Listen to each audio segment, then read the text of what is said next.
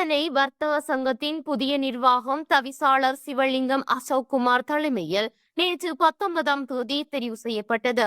நீண்ட காலமாக நிர்வாக தெரிவின்றி செயற்பாட்டு முடக்கத்துடன் காணப்பட்டு வந்த குறித்த வர்த்தக சங்கத்தால் நகர்ப்பகுதி வர்த்தகர்கள் கடும் அசௌகரியங்களை எதிர்கொண்டு வந்திருந்தனர்.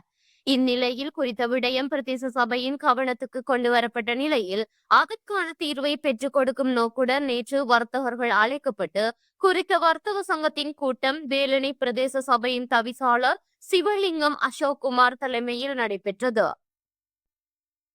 குறித்த கூட்டத்தின் போது கடந்த கால இழுபறிகள் சுட்டிக்காட்டப்பட்டு அவற்றை சீர் செய்யும் பொறிமுறைகள் பல பரிந்துரைக்கப்பட்ட நிலையில் வர்த்தகர் புலேந்திராசா பாலஸ்ரீதரன் தலைமையிலான புதிய நிர்வாகம் தெரிவு செய்யப்பட்டது.